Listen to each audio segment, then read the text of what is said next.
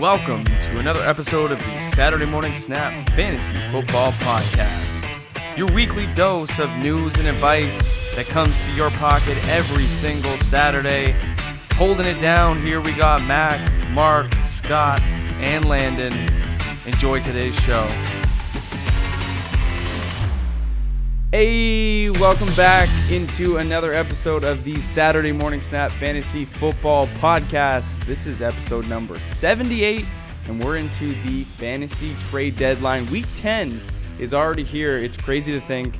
Feels like yesterday we were in redraft mode and going through, all of the beautiful auction drafts and redrafts and keeper leagues and fighting through that. And now we're in week 10 and playoffs are upon us. Trade deadlines for most of you are at the beginning of next week, and we're here to walk you through it. So in today's episode, we are without Landon, unfortunately.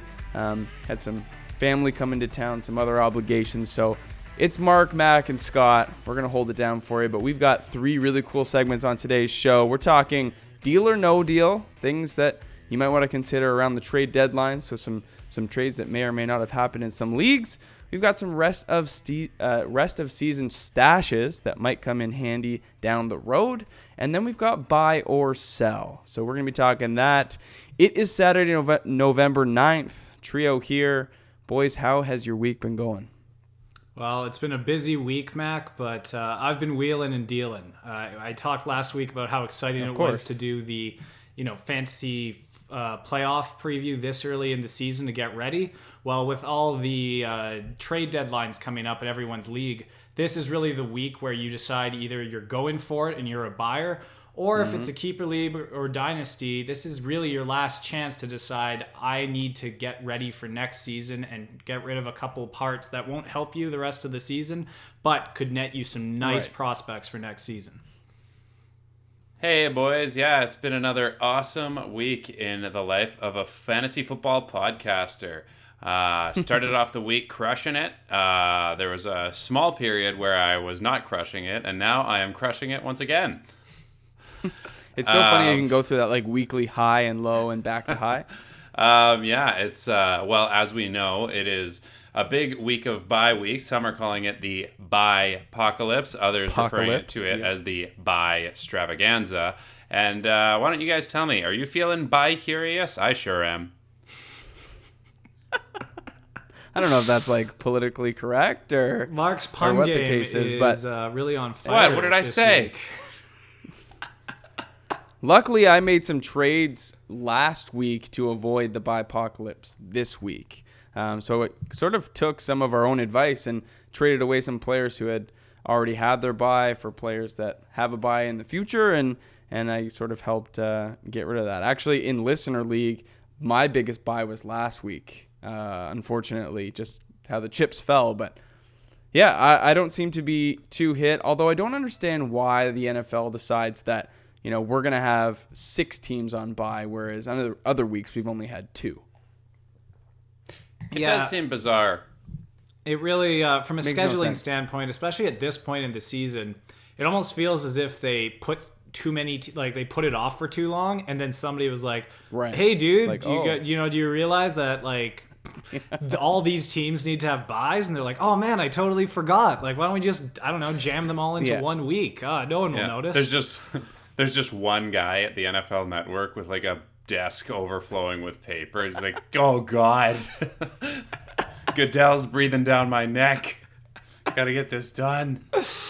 Oh man. Oh. Yeah, it is what it is. I guess sometimes you just forget about some teams. The Jags and the Redskins need buys, so we'll just fit them in week 10.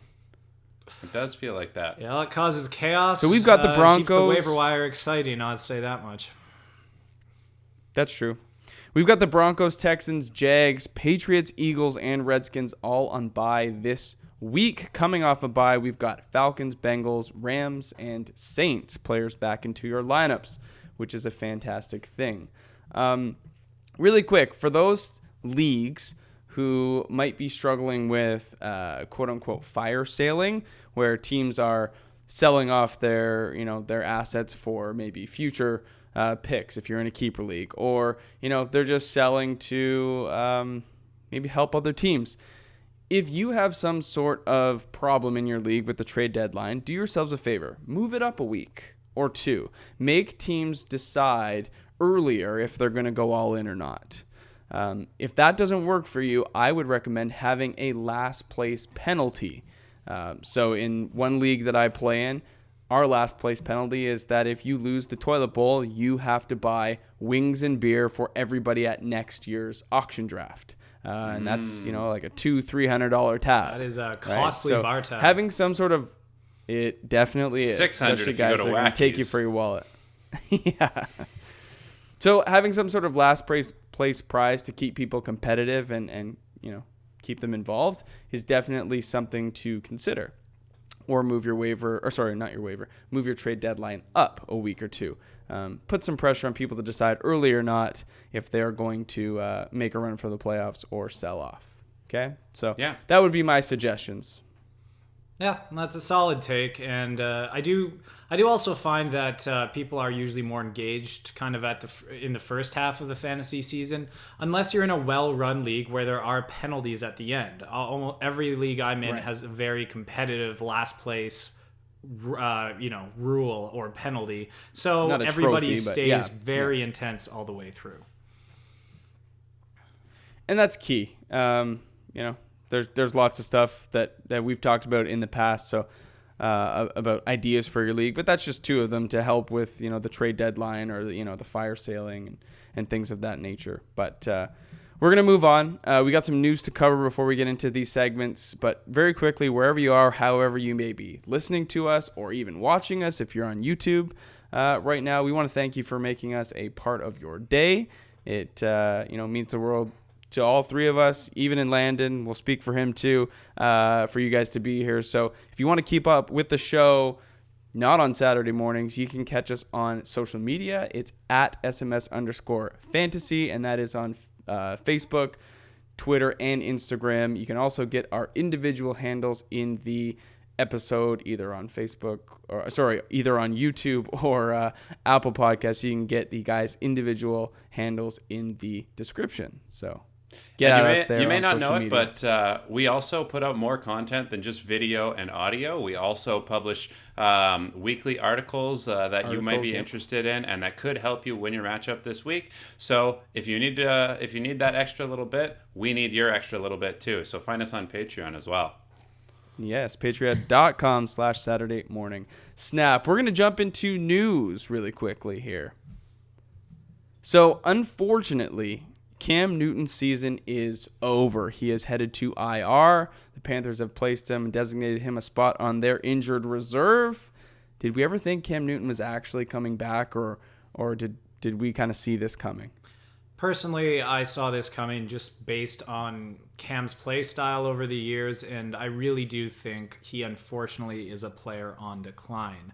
I will admit I never root for a player to maintain a severe injury, but the stats as a McCaffrey owner in my main league, the stats with Allen in the backfield there, it's just not comparable. So as bad as I feel for Cam Newton being shut down for the season, I'll speak for all the McCaffrey owners out there who say, I'm heading for the ship. Right. Yeah. No, it's crazy. Did you see that tweet that we were tagged in? I did. About That's Christian McCaffrey. Easy. Getting us all set up with some stats there got me pretty excited to read. I didn't actually know that before he really laid it out in a well written tweet there. Yeah. So the tweet comes from Tom Pelissero. And he said, a fascinating report by Next Gen Stats. They compiled basically Christian McCaffrey's production with Kyle Allen under center versus Cam Newton. It says, I'll read it sort of verbatim here. The Panthers increased their usage of under center formations from 12.4% with Cam Newton starting weeks 1 and 2, which was the third lowest in the NFL at the time, to 32.8% since Kyle Allen took over, which was week 3 and on. That is the 17th highest in the NFL. Carolina had the third lowest under center rate in 2017 and 2018, and they've basically transformed the way that they've used Christian McCaffrey by just changing how they've sort of lined him up and who's been at At quarterback, McCaffrey averages more than twice the yards per rush on under center runs compared to shotgun runs, and all 4 rushes reaching 20-plus miles per hour this season have come on under center runs. So Christian McCaffrey, you've seen him. He is on pace for like a LaDainian Tomlinson-like season. He might come close to breaking his fantasy record. But it's just crazy some of the personnel changes that the Panthers have made and how much of a difference it's made in McCaffrey's game. Not that he wasn't great last year, but this year it's just a whole nother level. Yes, and you can also see the burgeoning rapport between Allen and those 2 sophomore receivers, DJ Moore and Curtis Samuel, who are both darlings of this show, if I may add. They are. Yeah. You're not wrong. Yeah. So, I mean, that's just an exciting offense to watch. And for all of the quarterback changes we've seen in 2019 so far, that is certainly an exciting one down there in Carolina. 100%. We see Nick Foles coming back for Week 11. I want to know how that makes you guys feel. I mean, I got a soft spot here for Gardner Minshew. I think he's been fantastic for the Jags. But Nick Foles has been already named the starter. We're recording on Wednesday night. Full disclosure. So we already know it's Nick Foles coming back in Week 11. What do you guys think about that? I think as a franchise, they pretty much had to do this. I mean, they paid a lot of money to bring Nick Foles in, and I think a lot of people almost forgot about him because he got injured so early on.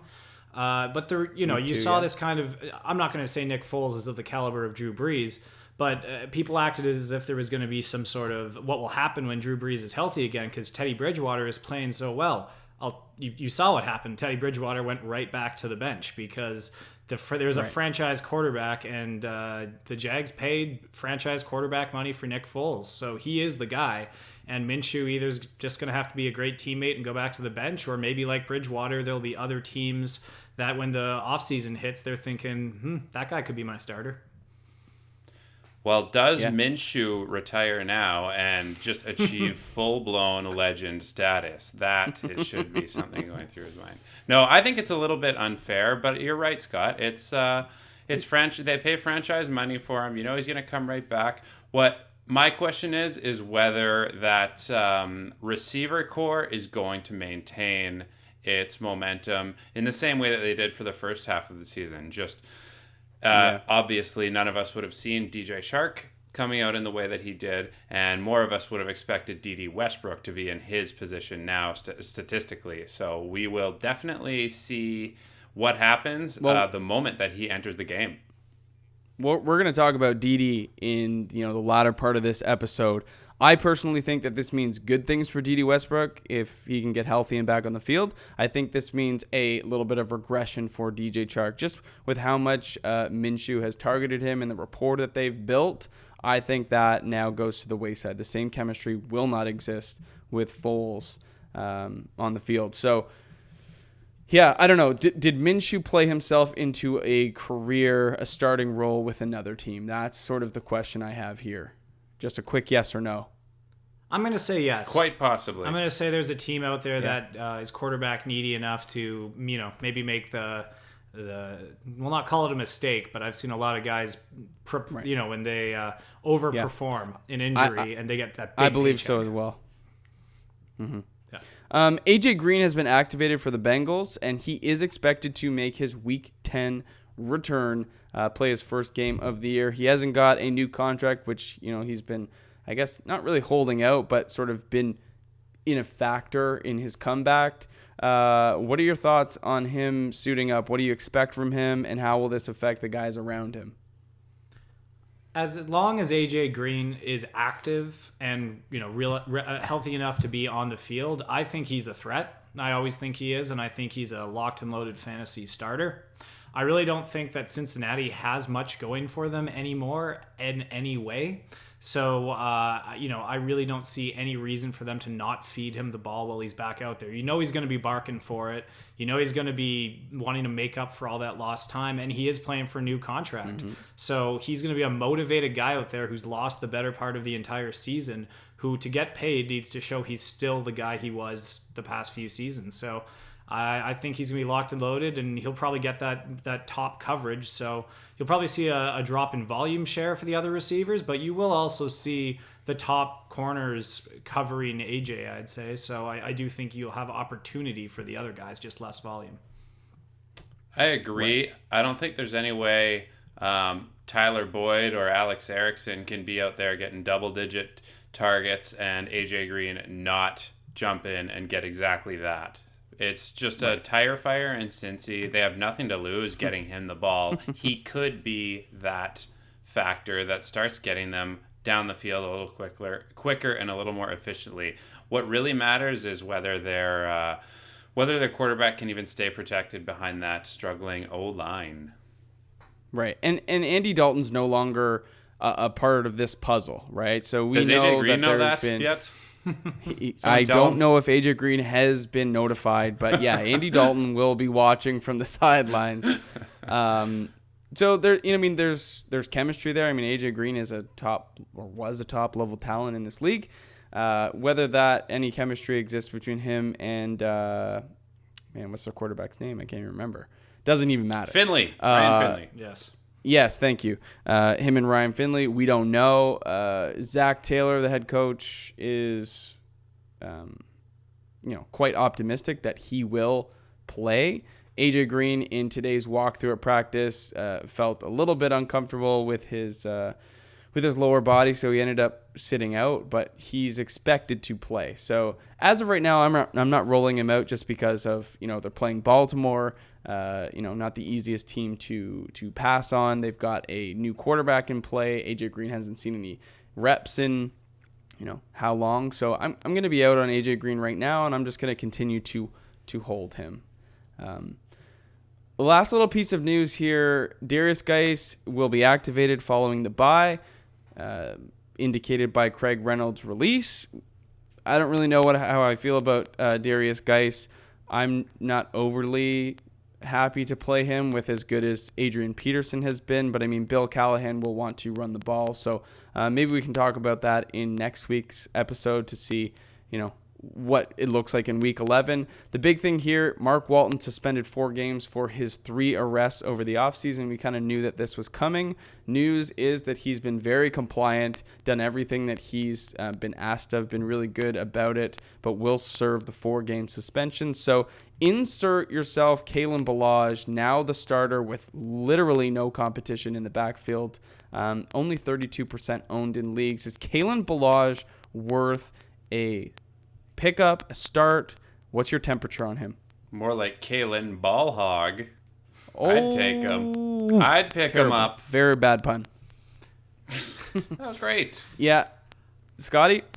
I would categorize him as a stash. I've discussed this a little bit with both of you there that in most leagues right now, the waiver wire for actual starting running backs is usually incredibly thin. So although I don't believe in Miami's offense, you just can't ignore the volume that this guy's going to get. So starting running back with no competition at 32% owned in most leagues, you got to jump on that if you have the waiver priority, because you can never have too many starting running backs in leagues.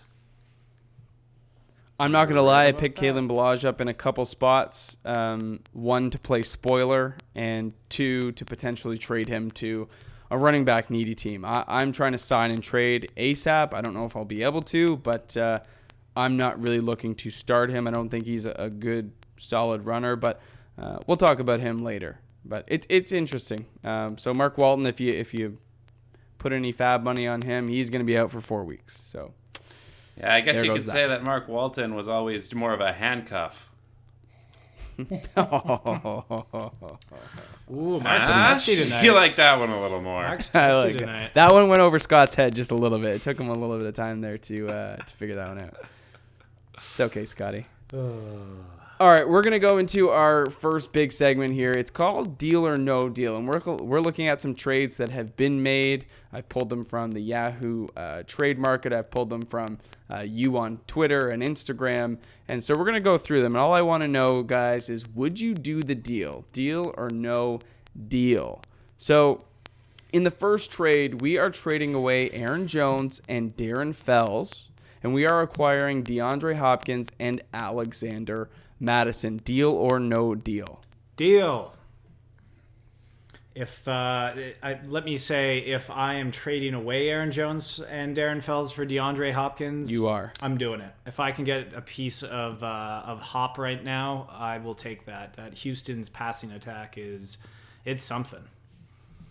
And you're asking if I would trade away Aaron Jones and Darren Fells for these two guys? Deal. 100%. Okay. Darren Fells is an old man. And he's also leading the league in tight end touchdowns. Okay, I mean, I know.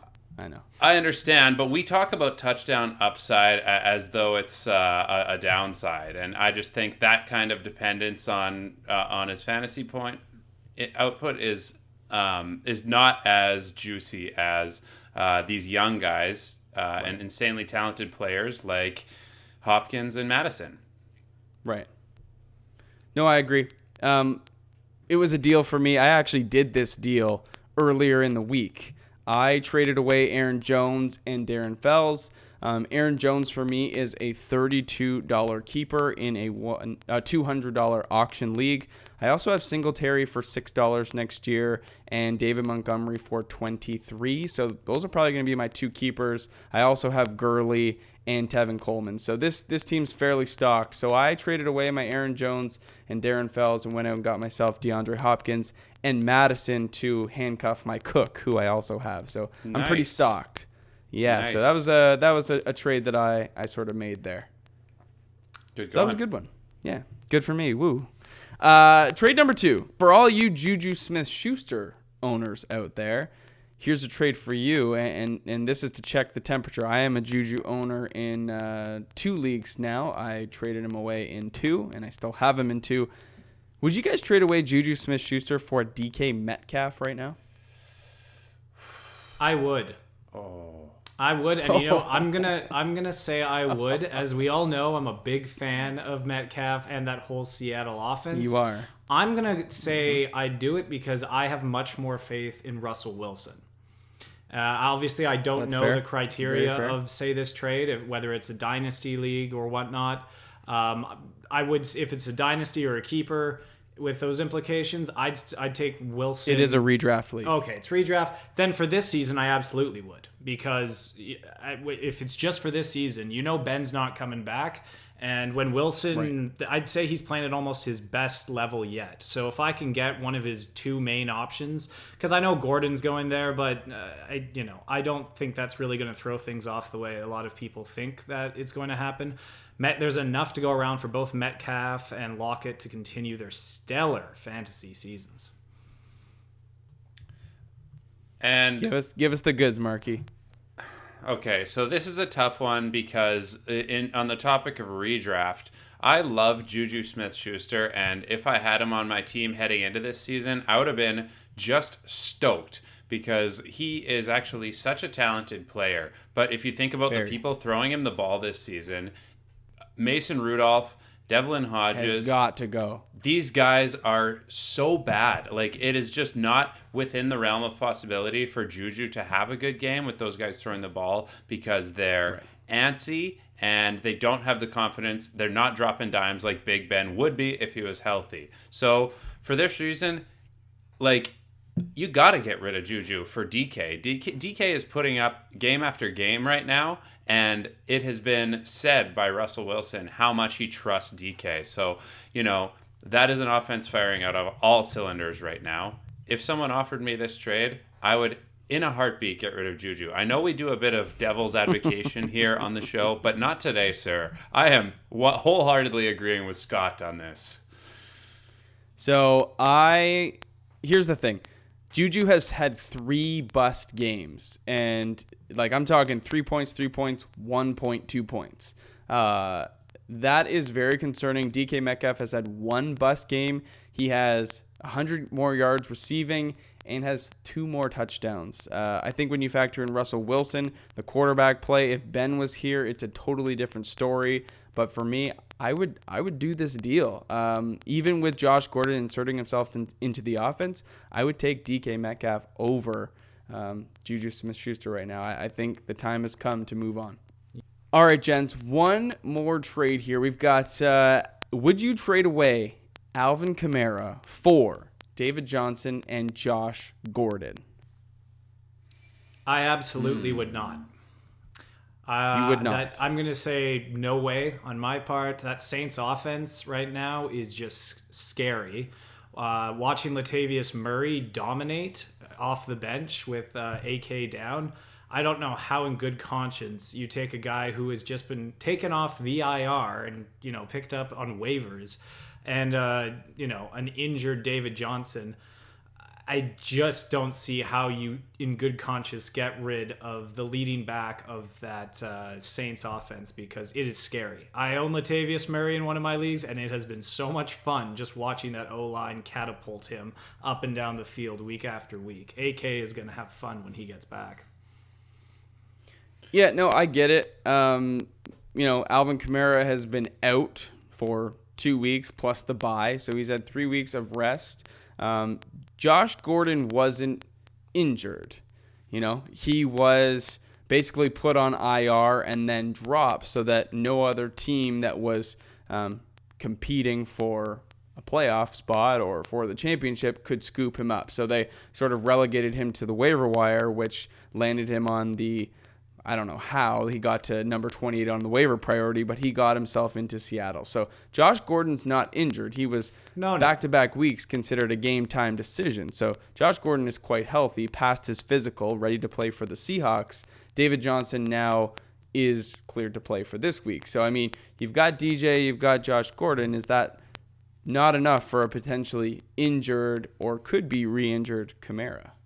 I might be a little sensitive on this topic because in our listener league, I took a chance on Antonio Brown early in our draft. So I'm a little more skeptical of the receivers that have all the talent in the world, but something has been going on where New England elected to not have him as part of the team anymore.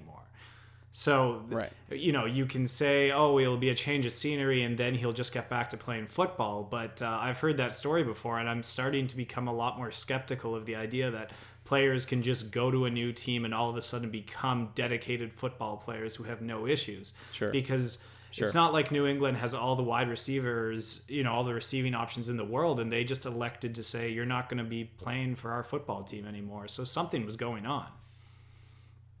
As Mark, far as what's your take here? His season before he went down wasn't exactly fantasy dynamite either. So I'm not a big fan of this trade from the DJ side.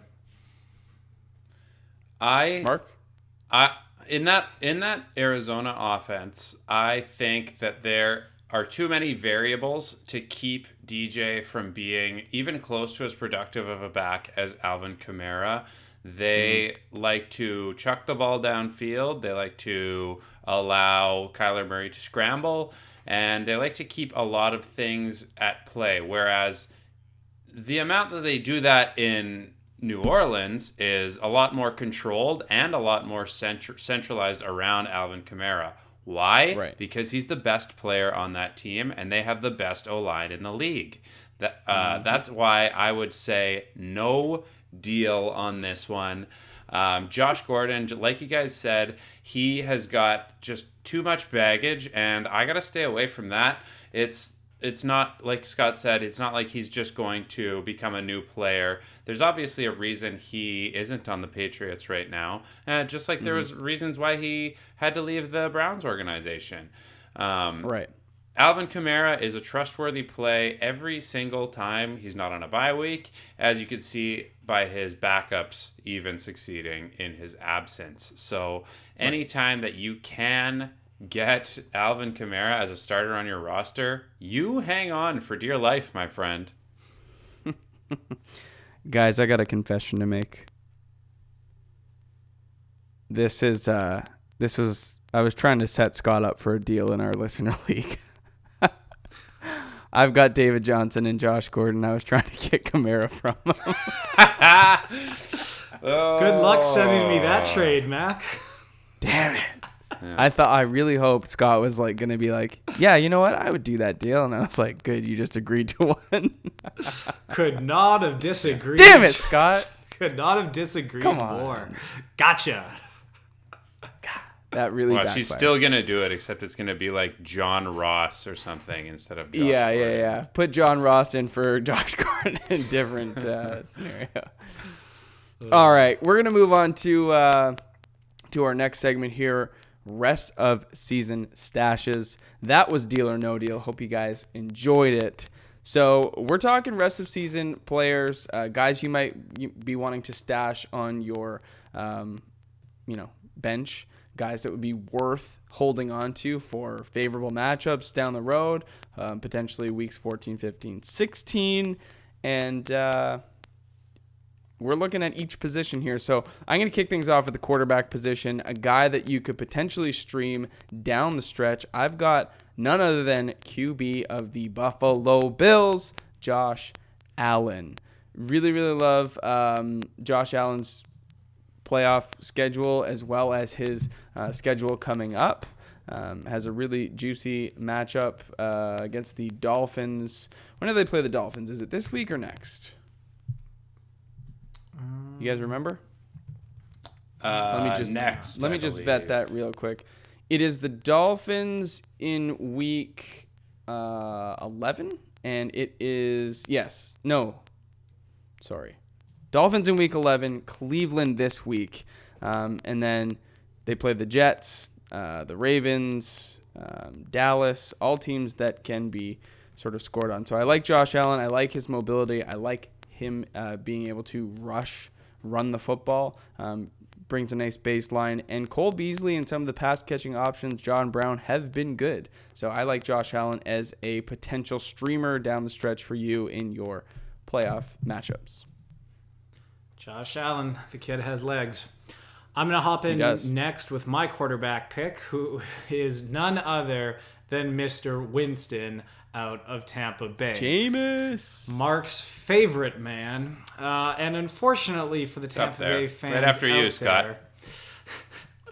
Unfortunately for Tampa Bay fans out there, the reason that I think he's such a serviceable starter is that it seems like he just can't win, but because of that, he is throwing the ball at just an insane rate. The amount of receiving points that are being had on that offense between Evans, Goodwin, it's special. So if we look at the remaining schedule for Mr. Winston, we've got Arizona, the Saints, Atlanta, Jacksonville, Indy, Detroit, Houston, and Atlanta. Outside of Jacksonville there, the Saints have been playing a lot better, but I don't really see anything that scares me as a streaming option. So I'd say as long as the Bucs are behind, and so far this season, a lot of the time they have been, he's just going to keep whipping it up there, and he has some great receiving options that are having career years. So I'm going in on Winston. That's the thing. Remember at the beginning of the year when we were like, is there a world where Mike Evans and Chris Godwin exist in the top 20 wide receivers? And, all four of us said a resounding yes. Right now, Mike Evans and Chris Godwin are wide receiver 1 and 3 on the year. Oh, man. That's how do you not start their Jameis quarterback Winston, if you have the chance? Yeah, and Jameis Winston has the 4th easiest schedule or rest of season schedule for quarterbacks. So that is encouraging as well. Well, you look at playoff time. You're looking at Indy, Detroit, and Houston. I'd take that. Right. I'd take that for my starting quarterback in the playoffs. Absolutely. 9 times out of 10. Fantastic. All right, Mark, do us dirty here. All right. I was actually just grooming my rest of season stash that is growing on my upper lip. But I guess I misunderstood the segment when you guys started talking about it. No, I'm kidding. But I will talk about another Florida QB here. Rest of season stash on my boy Ryan Fitzpatrick. I know it sounds a little bit crazy right now, but this is another team that doesn't really have anything to lose by slinging the ball into those receivers' hands. So it opens things up for Ryan Fitzpatrick now that they are down a couple of running backs that they had 2 weeks ago. And also the fact that they are finishing off the season with the Giants, the Jets, and the Bengals. So down the stretch, if anything happens to your quarterback, you are going to be thanking us, I should say, for stashing away Ryan Fitzpatrick. He's obviously a gunslinging quarterback and will get the ball out a lot more now that he's down these running backs. So, that even brings a little more upside for guys like Devontae Parker, who we have always professed a desire to see succeed. Yeah. No, I agree. It's not a sexy play by any means, but in some favorable matchups, it could be quite valuable. Yeah. I mean, we saw it happen last year on Tampa so many times because they didn't know who to start half the time in Tampa last year. But now he's I don't know. He's under the gun on a lot worse team. But granted, like I said, if he is on your team down the stretch and you need a quarterback, that's who you start. All right, I'm going to jump into the running back stashes. Kick it off with a man that is ageless. No, I'm not talking Frank Gore. I am talking Adrian Peterson, running back of the Washington Redskins. Now, Adrian Peterson is 55% owned, so he's available in just less than half of leagues. The reason why I'm digging AP here, the first 4 weeks of his season, I mean, he didn't play week 1, but he played weeks 2 through 5 under Jay Gruden. That didn't go well. 108 yards rushing. Since Callahan took over and the ground game has been in full effect, Adrian Peterson, take a guess how many yards in the Bill Callahan system. Just do it. 108 under Gruden. How many with Callahan? In how many weeks has it been? 5? 4.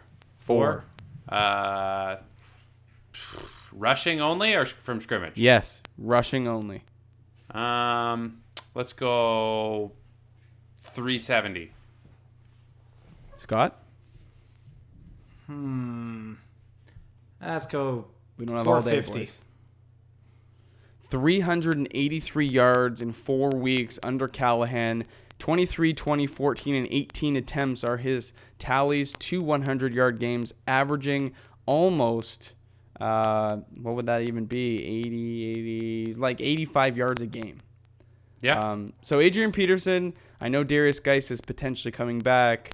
I don't foresee that to be eating into Adrian Peterson's workload a whole lot. We'll sort of see how it plays out, but that's why he's worth a stash, in my opinion. Down the stretch has the Jets, the Packers, who can be run on, and the New York Giants. So really, really like his schedule, and if his workload continues, will be a stud.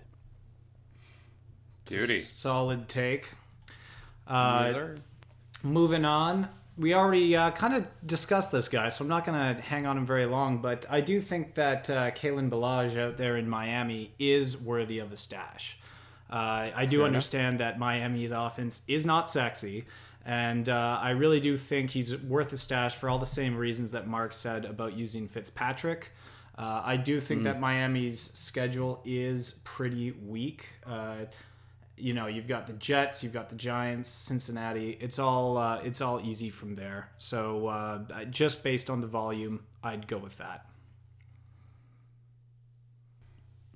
Okay, and I am going to go back to Tampa again and take Ronald Jones II. This is a guy who has fluctuated all year, but finally had a solid showing with 15 fantasy points last week against Seattle. They are content getting him the ball now. He is their, what looks like their number one, with Peyton Barber barely getting the ball right now. We know how easy this Tampa Bay schedule looks further down into your playoff schedule. So Ronald Jones, if he is on your waiver wire, definitely worth a stash. But I know in the deeper leagues, he's probably already been picked up.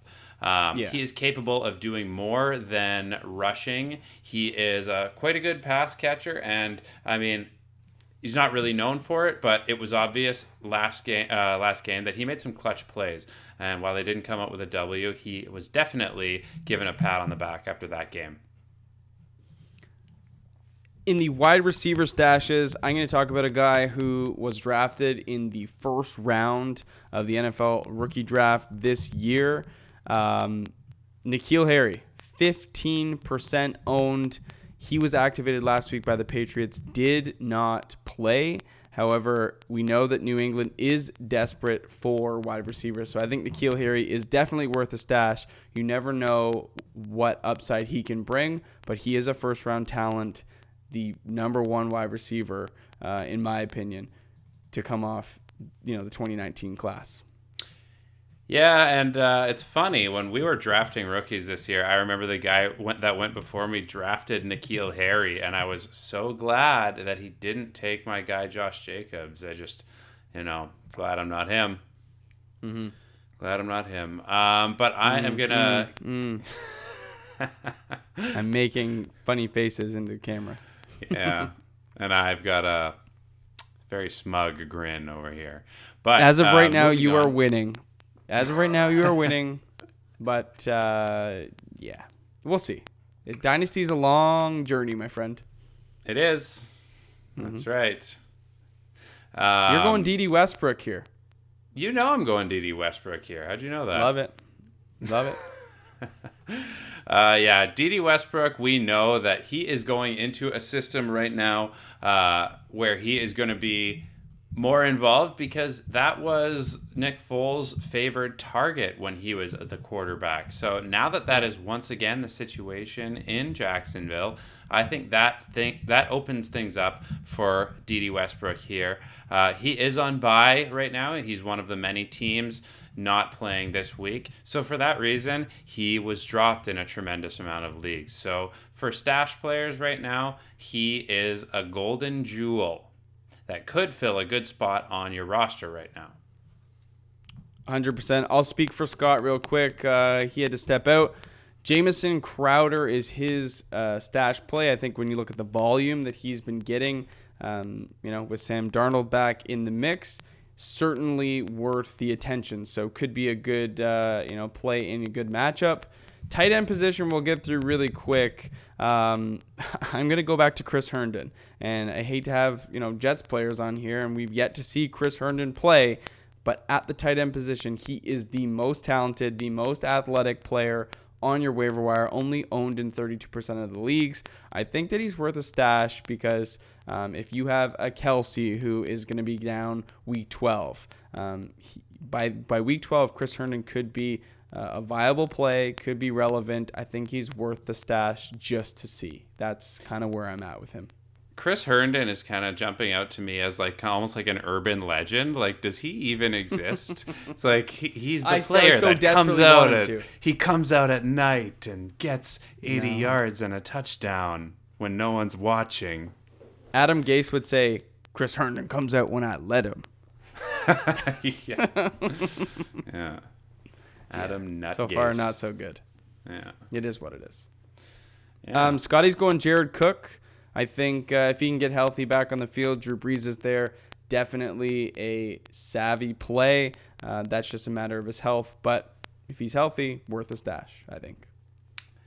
Well, if you can read the pattern here, you can tell I'm going to be spending my my playoffs in sunny Florida here because I think Yes, it's worth stashing O.J. Howard. Call me crazy because he's probably been dropped already from your team, but I mean, you just can't deny. We've talked about that Tampa schedule, and O.J. Howard is insanely talented. He has completely gone to waste this season, but I haven't lost hope. I do still think he's a great athlete. He is going to get he's had a bit of rest. Who knows? Maybe he's going to come back and Bruce Arians just decides that he wants to start incorporating him into more schemes. I really hope so anyway.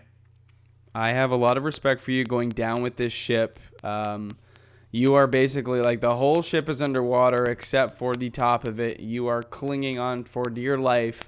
The cannons are still sticking out of the water. Fire them. I don't think so. I think you are firing cannonballs underwater here. Nothing to light the fuses. But it's an admirable play. I'll give you that. We're going to the defenses. So I'm going to go Green Bay Packers. Only 36% owned. Have a nice little schedule. They've been quite good against the pass. They're one of the best passing defenses in the league. Not so good against the run lately. But you know what? It is what it is. What do you think about Green Bay, Mark? You like that play? You interested?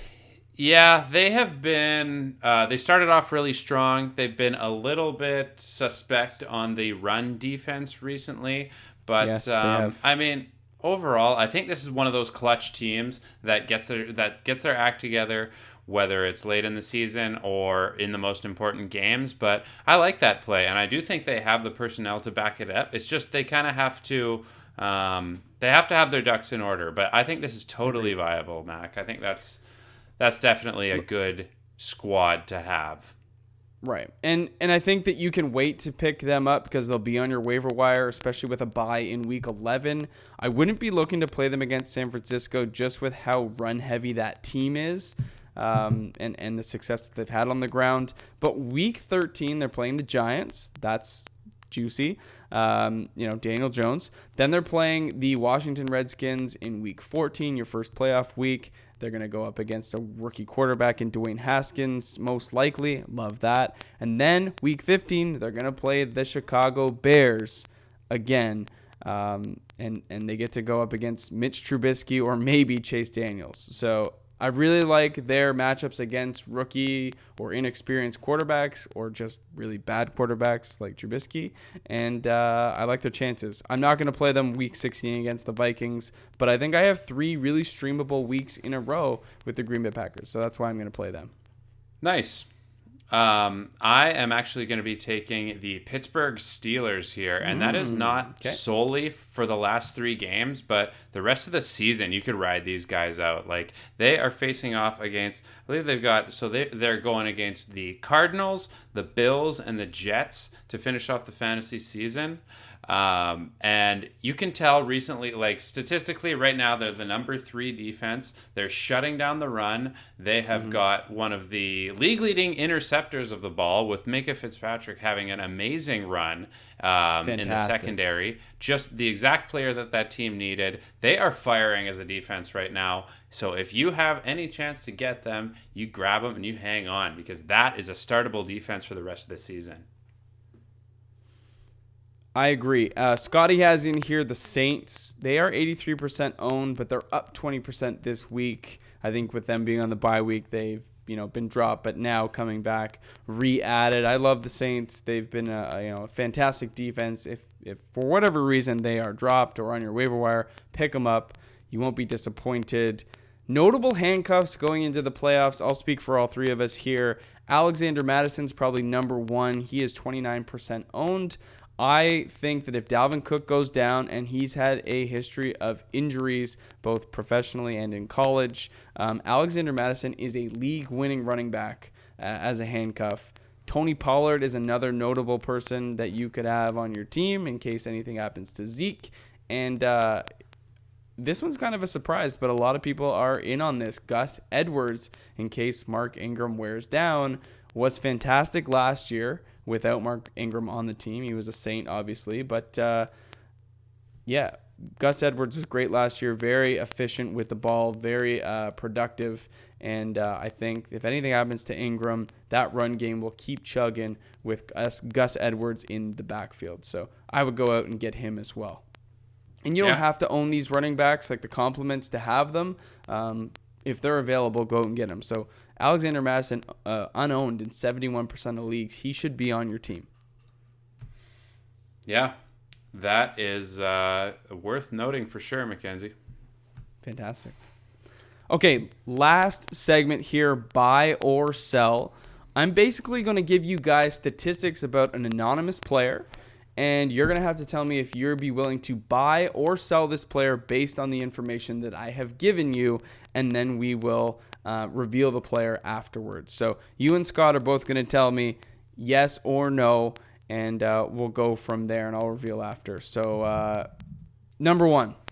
player number 1. Through 8 games, I am a top 20 running back, averaging 12.2 points per game and half PPR scoring.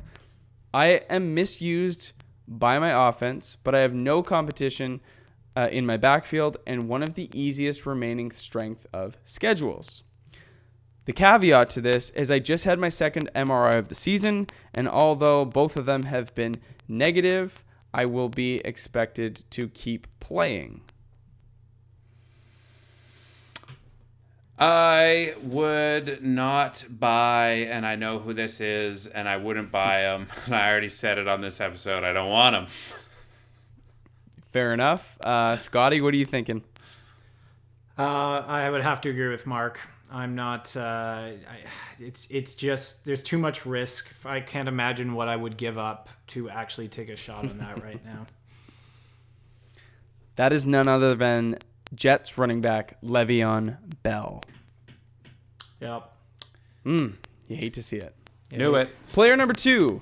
I have close to 100 rushing attempts on the season, but have caught 35 out of the 40 targets thrown my way. I've yet to rush for a touchdown, but have received 3. I am currently the running back 22, but many feel that I have underperformed up until this point.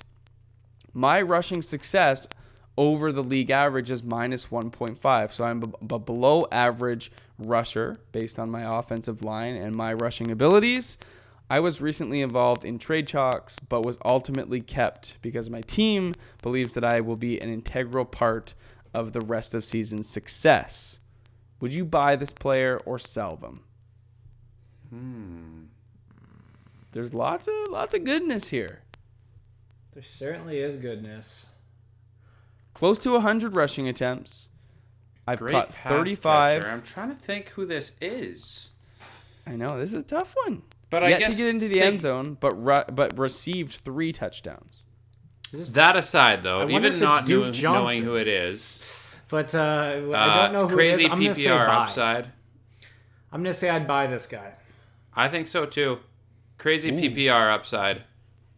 Okay. So just full disclosure, these 3 players were submitted to us. I put up a post on Instagram, a question post, and these guys were, submitted multiple times, these names. I pulled them. This is none other than Devonta Freeman. Really? Devonta Freeman. He has 97 rushing attempts on the year, which is grossly down from previous years where he's been in the 240s, 250s. But he has caught more balls this year than the last 2 years combined. 35 out of 40 targets, received 3 touchdowns, yet to score. And that makes sense. Their line hasn't been great. Matt Ryan's been out of the lineup. But Devonta Freeman, you guys would both buy. Interesting. Very, very interesting. The things you learn. Player number 3, the last one. I am averaging 9.5 targets per game. Despite only playing 5 games, in 2 of them, I've broken 100 yards receiving. Despite my dominant performance at times, I have yet to get into the end zone. I missed time due to an injury, but I am back on the field and expected to play the rest of the season. I have the 13th hardest strength of schedule for remaining wide receivers. So, high target rate, dominant in 2 of his 5 games, broke 100 yards twice, has yet to get into the end zone. 13th hardest strength of schedule. This is a player that even when out, it would have been tough to buy low on him, right? Correct. Yeah. I think buy. I think I know who it is, and I think it's a for sure buy because he's so good when he's active. I'm going to go buy as Scotty? well based on his per game played output. Who do you think it is, Mark? Devontae Adams. It is Devontae Adams. Very, very nice, sir. Very, very nice. Yeah. Yeah, he's insanely good, right? And like Very. You see any other receiver trying to go in his shoes, and Rodgers doesn't even feel comfortable giving him half the amount of targets. Agreed. All right, so a fairly lengthy one, but I think a lot of interesting stuff coming your way. So news and notes, deal or no deal, rest of season stashes, and buy or sell, and all without Landon. So, you guys don't have to look at his ugly face or hear his stupid voice. I'm just kidding, Landon. We love you. Oh. And if you guys his have body's some great, of the, though. You cannot deny that. It is. He is a butterface, 100%. Oh, Lando.